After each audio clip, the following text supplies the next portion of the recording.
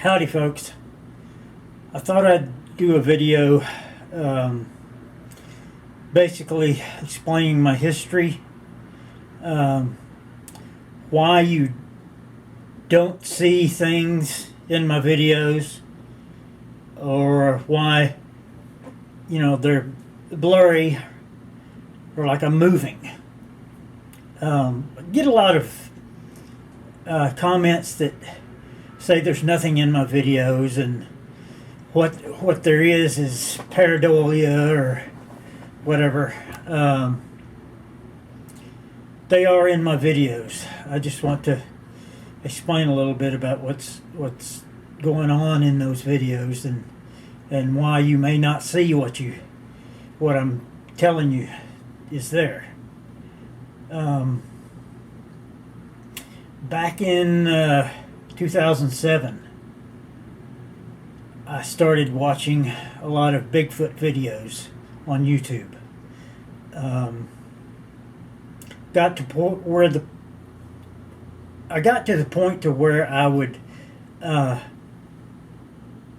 start seeing things in those videos that the researcher hadn't mentioned. After a while, I started making videos of what I saw from their videos. Found some things. Some things were pareidolia, of course. Some things you couldn't quite tell whether they were real or not, but I did my best with them. But I got to the point I realized I needed to go out in the woods myself. That was back in 2014.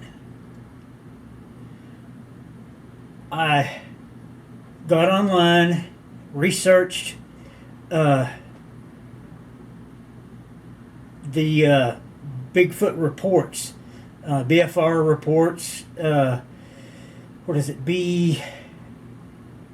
BFCRO, the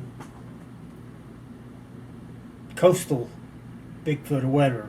There's several different organizations I looked through to find reports. Found several in an area that my family had settled in the 1840s.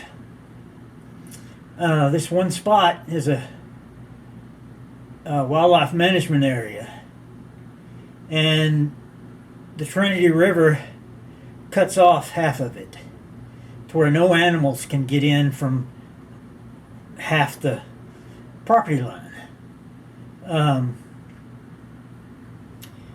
But anyway, it's got a lot of foliage in it, a lot of palmettos, a lot of 6-8 inch apart trees, a lot of spots that can be hidden in.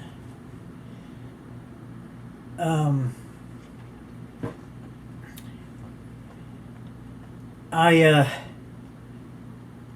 found a report on the highway right outside this area where a truck driver stopped in the middle of the road because something was blocking it. Well, it turned out to be a baby Bigfoot sitting on the center stripe. And the daddy walked up to get the baby Bigfoot. And while that was going on, the mama walked up to the window of his truck. Now, this was an 18-wheeler. He was darn near face to face with that female.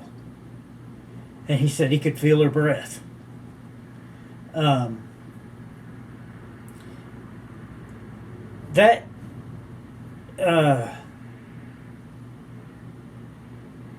That report got me to thinking, well, I need to change my appearance to where they're a little more relaxed with me when they see me. So that's why I got the long hair and the beard.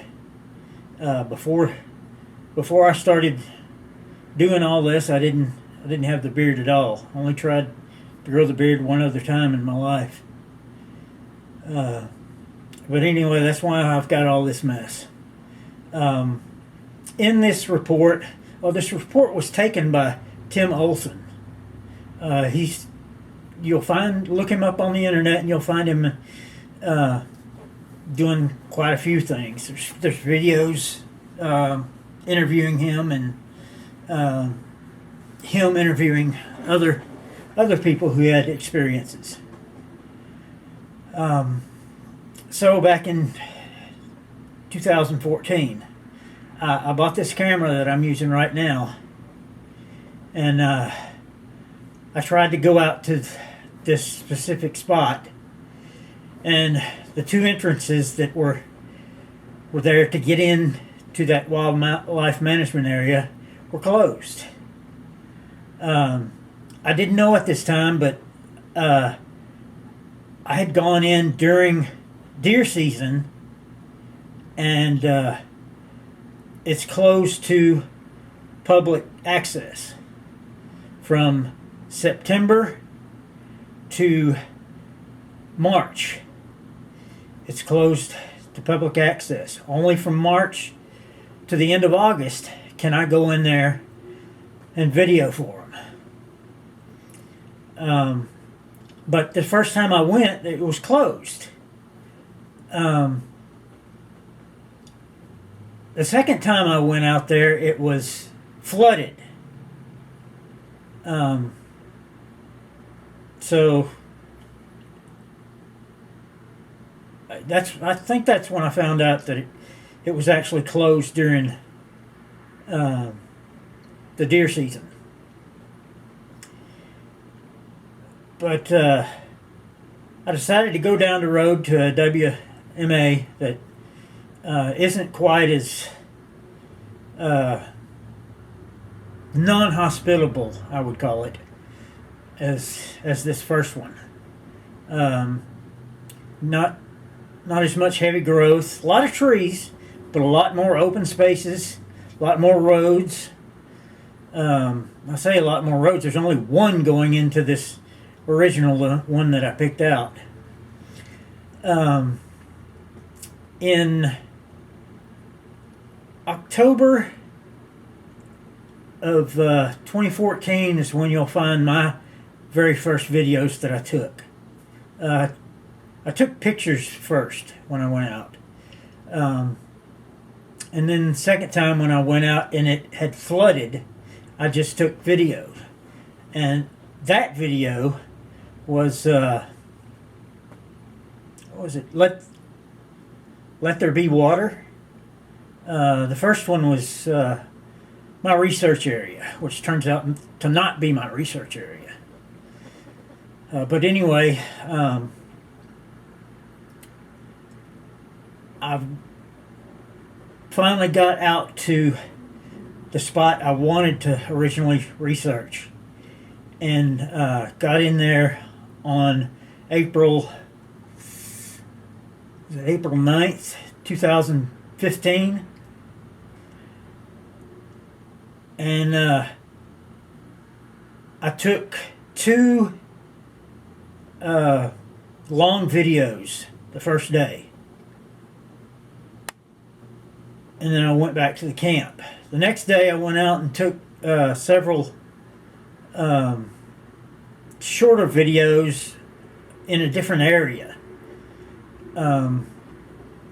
Turned out 11 months later that I was watching my original.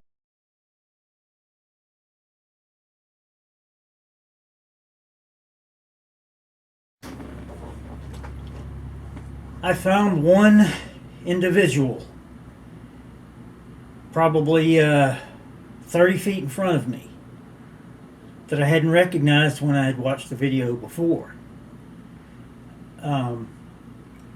I started watching it frame by frame, and I recognized that actually was a Sasquatch there. I had several comments that said that there were others in the video, I just couldn't find them. Well, eventually I went to the second video,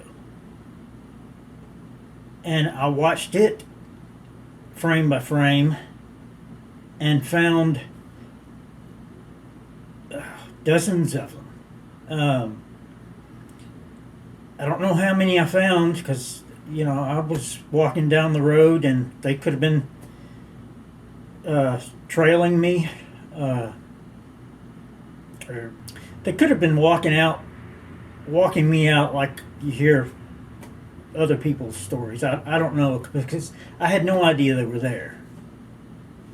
I'm not zooming in looking at anything particular other than maybe a stump or a tree that I see that I want to see what's around it. Not one time when I looked at my camera did I ever see one of these individuals.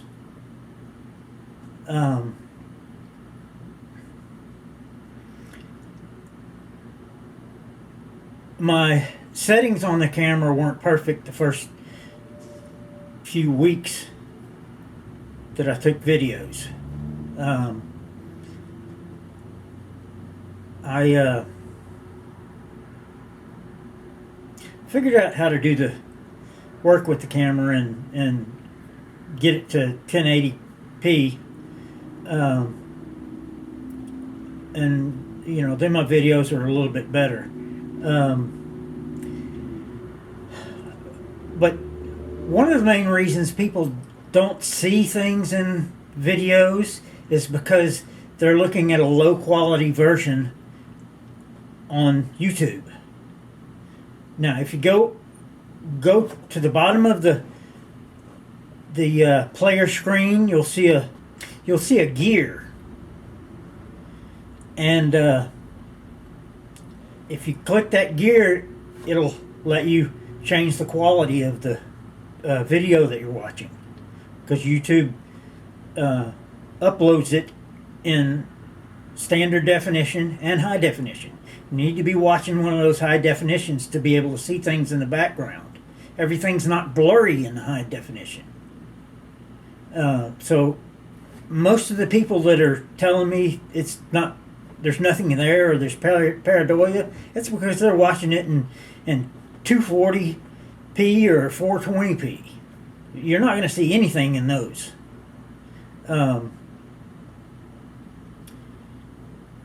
My last time I went was May of 2020.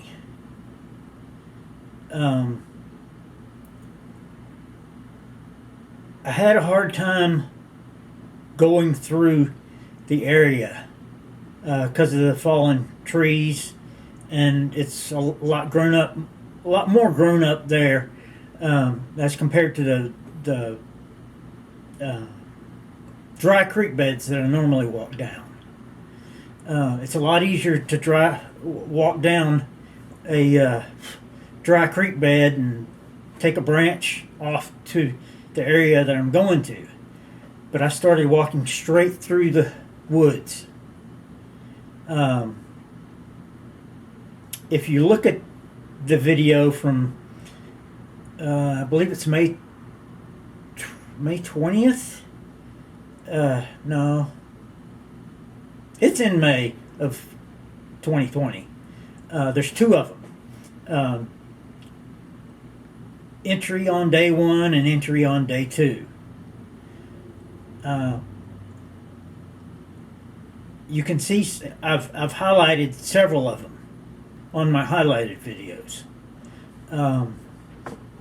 But all these videos that are being shown by YouTube, they're mostly the videos where I'm just highlighting my videos. You'll find all the entire videos on my YouTube channel. Most people haven't gone back and looked at them. You can also download these videos on YouTube. If you email me, right now you can email me at MRICK36@gmail.com. I'll tell you how you download on YouTube.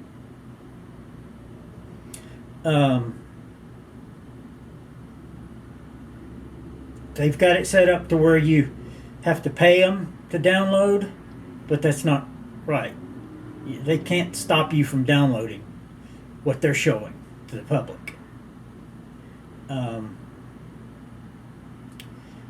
I've been downloading these videos for, 14 years.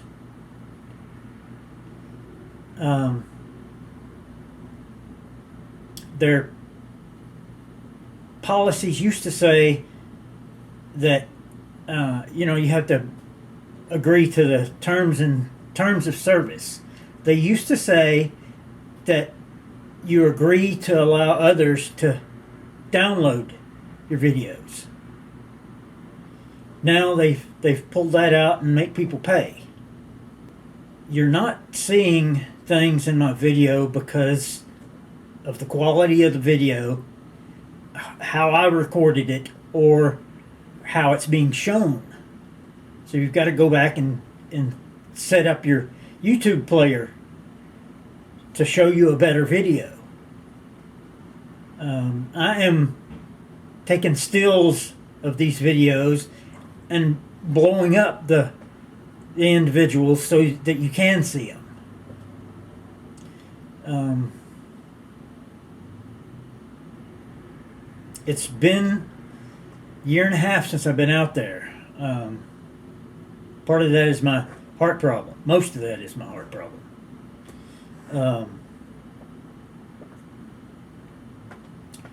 I do plan on getting back out there again,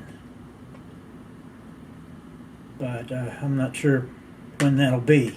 That area's 2 hours away, so it's not like I can go in the morning, come back at night, and go in the morning and come back at night. I'd spend all day driving if I did that.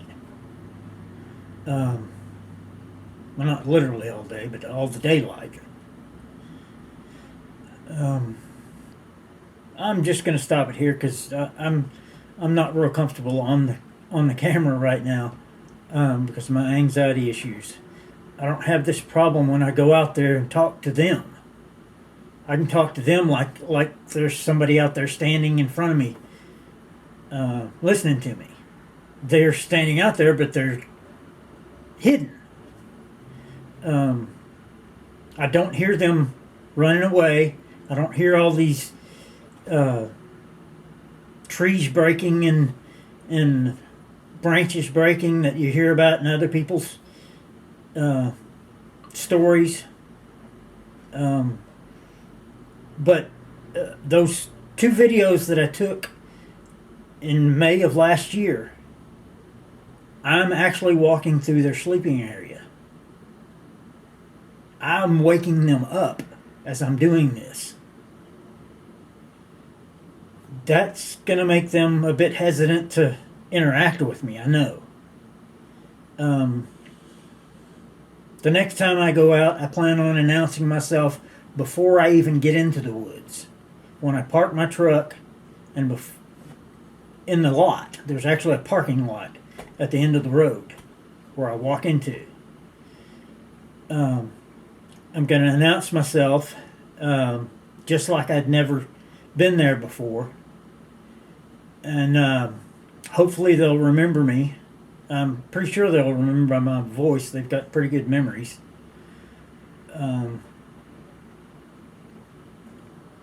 But I plan on sitting just outside where I think their sleeping area starts. And talking quietly so that I don't disturb all of them. Hopefully if that works out, the little ones will start to come to me. The little ones are really curious. There's parts of my videos I see real little, small, 12-inch, 18-inch creatures walking in out of the brush. not good enough to see to show you guys. I know I get a lot of flack from people saying I'm imagining stuff if I did that, so I'm not even going to bother with it. But I'm guessing that the females are going to stop the little ones from getting too close to me.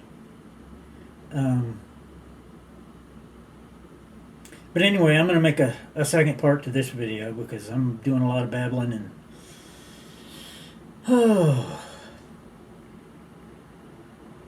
I'll get out there as soon as I can. I appreciate y'all watching.